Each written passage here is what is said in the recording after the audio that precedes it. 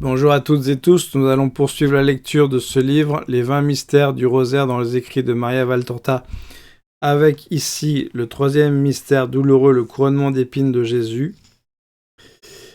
Et si cette lecture vous intéresse, car je poursuis la lecture de tous les mystères, n'hésitez pas à vous abonner à la chaîne, à liker et à partager. Et comme d'habitude, la lecture sera agrémentée de tableaux. Le couronnement d'épines de Jésus, tiré du 9e volume de l'Évangile tel qu'il m'a été révélé. On lui lie de nouveau les mains et la corde revient scier là où il y a déjà un rouge bracelet de peau écorchée. Et maintenant, qu'en faisons-nous ? Moi je m'ennuie. Attends, les Juifs veulent un roi, nous allons le leur donner. Celui-là, dit un soldat. Et il court dehors, certainement dans une cour qui se trouve derrière, d'où il revient avec un fagot de branches d'aubépines sauvages. Elles sont encore flexibles car le printemps garde les branches relativement souples, mais bien dures avec leurs épines longues et pointues. Avec leurs dagues, ils enlèvent les feuilles et les fleurettes. Ils plient les branches en forme de cercle et les enfoncent sur la pauvre tête. Mais la couronne barbare lui retombe sur le cou. Elle ne tient pas. Plus étroite, enlève-la.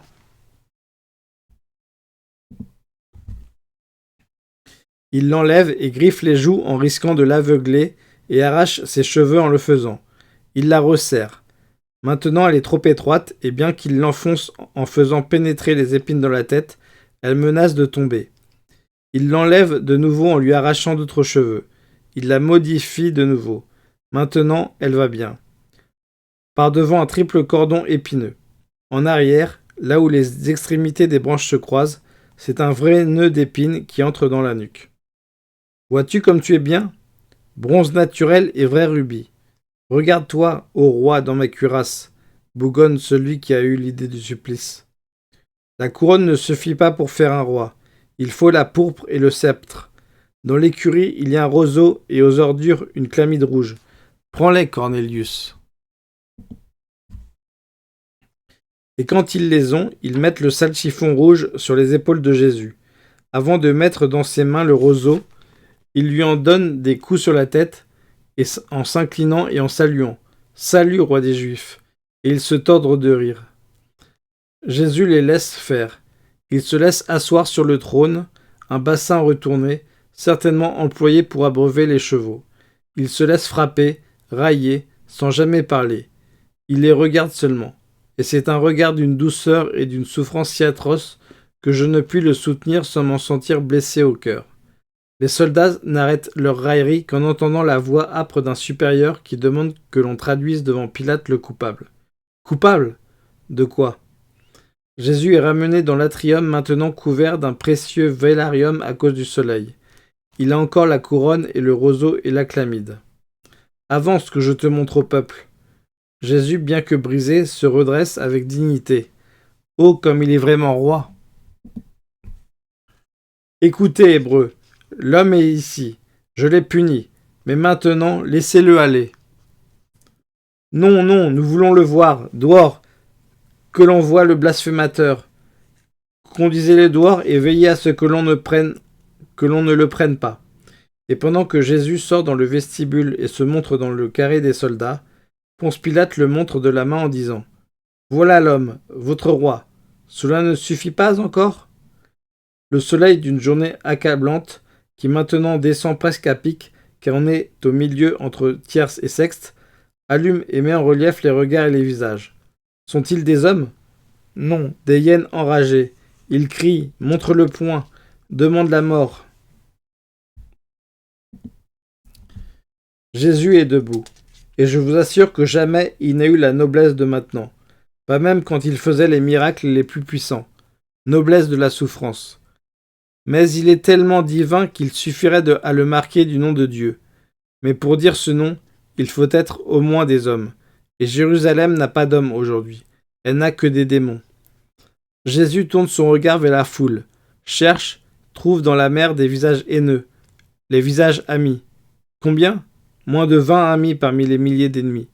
Et il incline la tête, frappé par cet abandon. Une larme tombe, une autre. La vue de ses pleurs ne suscite pas la pitié, mais une haine encore plus forte. On le ramène dans l'atrium. Donc, laissez-le aller, c'est justice. Non, à mort, crucifie-le. Je vous donne Barabbas. Non, le Christ. Et alors chargez-vous-en.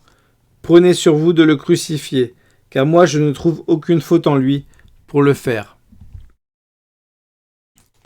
Il s'est dit le Fils de Dieu.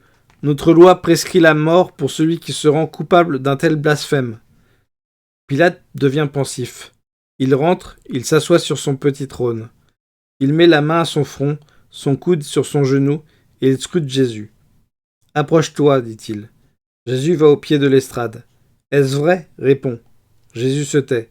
« D'où viens-tu ? Qu'est-ce que Dieu ? C'est le tout. Et puis, que veut dire le tout ? Qu'est le tout pour celui qui meurt ? Tu es fou. Dieu n'existe pas. Moi, j'existe. » Jésus se tait.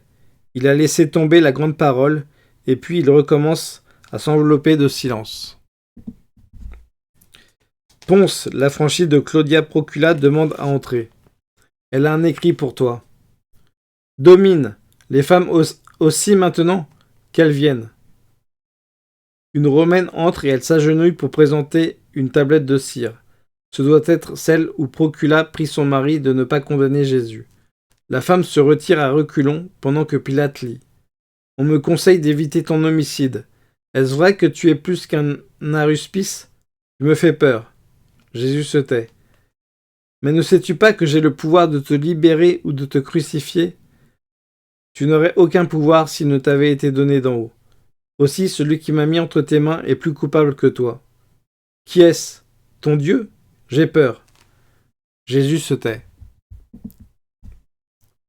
Pilate est sur des charbons ardents. Il voudrait et ne voudrait pas. Il craint le châtiment de Dieu. Il craint celui de Rome. Il craint la vengeance des Juifs. Un moment, c'est la peur de Dieu qui l'emporte. Il va sur le devant de l'atrium et dit d'une voix tonnante : « Il n'est pas coupable. Si tu le dis, tu es ennemi de César. Celui qui se fait roi est son ennemi. Tu veux libérer le Nazaréen. Nous le ferons savoir à César. » Pilate est pris par la peur de l'homme. « Vous voulez sa mort, en somme ? Soit. Mais que le sang de ce juste ne soit pas sur mes mains. » Et s'étant fait apporter un bassin, il se lave les mains en présence du peuple, qui paraît pris de frénésie et crie : « sur nous son sang, qu'il retombe sur nous et sur nos enfants. Nous ne le craignons pas. À la croix, à la croix. » Ponce Pilate retourne sur son trône. Il appelle le centurion, Longin et un esclave. Il se fait apporter par l'esclave une table sur laquelle il appuie une pancarte et y fait écrire « Jésus Nazaréen, roi des Juifs ». Et il la montre au peuple. « Non, pas ainsi, pas roi des Juifs, mais qu'il a dit qu'il serait roi des Juifs. » Ainsi crient plusieurs. « Ce que j'ai écrit, je l'ai écrit, » dit durement Pilate. Et debout, il étend les mains, les paumes en avant et en bas et ordonne : « Qu'il aille à la croix, soldat, va, prépare la croix. » Et il descend sans même plus se retourner vers la foule agitée, ni vers le pâle condamné. Il sort de l'atrium. Jésus reste au milieu de l'atrium, sous la garde des soldats, attendant la croix. Nous allons maintenant prier une dizaine de chapelets en méditant ce mystère. Notre Père qui êtes aux cieux, que votre nom soit sanctifié, que votre règne vienne, que votre volonté soit faite sur la terre comme au ciel. Donnez-nous aujourd'hui notre pain quotidien. Pardonnez-nous nos offenses, car nous pardonnons aussi à ceux qui nous ont offensés. Et ne nous laissez pas succomber à la tentation, mais délivrez-nous de tout mal, ainsi soit-il. Je vous salue Marie, pleine de grâce, le Seigneur est avec vous. Vous êtes bénie entre toutes les femmes, et Jésus, le fruit de vos entrailles, est béni. Sainte Marie, Mère de Dieu, priez pour nous pauvres pécheurs, maintenant et à l'heure de notre mort. Amen. Je vous salue Marie, pleine de grâce, le Seigneur est avec vous. Vous êtes bénie entre toutes les femmes, et Jésus, le fruit de vos entrailles, est béni. Sainte Marie, Mère de Dieu, priez pour nous pauvres pécheurs, maintenant et à l'heure de notre mort. Amen. Je vous salue Marie, pleine de grâce, le Seigneur est avec vous. Vous êtes bénie entre toutes les femmes, et Jésus, le fruit de vos entrailles, est béni. Sainte Marie, Mère de Dieu, priez pour nos pauvres pécheurs, maintenant et à l'heure de notre mort. Amen. Je vous salue Marie, pleine de grâce, le Seigneur est avec vous. Vous êtes bénie entre toutes les femmes, et Jésus, le fruit de vos entrailles, est béni. Sainte Marie, Mère de Dieu, priez pour nous pauvres pécheurs, maintenant et à l'heure de notre mort. Amen. Je vous salue Marie, pleine de grâce, le Seigneur est avec vous. Vous êtes bénie entre toutes les femmes, et Jésus, le fruit de vos entrailles, est béni. Sainte Marie, Mère de Dieu, priez pour nous pauvres pécheurs, maintenant et à l'heure de notre mort. Amen. Je vous salue Marie, pleine de grâce, le Seigneur est avec vous. Vous êtes bénie entre toutes les femmes, et Jésus, le fruit de vos entrailles, est béni. Sainte Marie, Mère de Dieu, priez pour nous pauvres pécheurs, maintenant et à l'heure de notre mort. Amen. Je vous salue Marie, pleine de grâce, le Seigneur est avec vous. Vous êtes bénie entre toutes les femmes, et Jésus, le fruit de vos entrailles, est béni. Sainte Marie, Mère de Dieu, priez pour nous pauvres pécheurs, maintenant et à l'heure de notre mort. Amen. Je vous salue Marie, pleine de grâce, le Seigneur est avec vous. Vous êtes bénie entre toutes les femmes, et Jésus, le fruit de vos entrailles, est béni.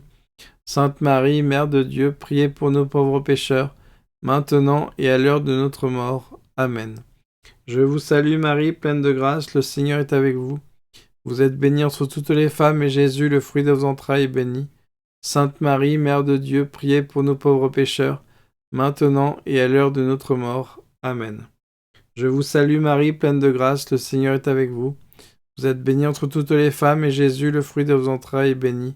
Sainte Marie, Mère de Dieu, priez pour nous pauvres pécheurs, maintenant et à l'heure de notre mort. Amen. Gloire au Père, gloire au Fils, gloire au Saint-Esprit, au Dieu qui est, qui était et qui vient, maintenant et toujours et dans les siècles des siècles. Amen. Ô mon Jésus, pardonnez-nous nos péchés, préservez-nous du feu de l'enfer, et conduisez au ciel toutes les âmes, spécialement celles qui ont le plus besoin de votre très sainte miséricorde, et que par la miséricorde de Dieu, les âmes des fidèles trépassés reposent en paix. Amen.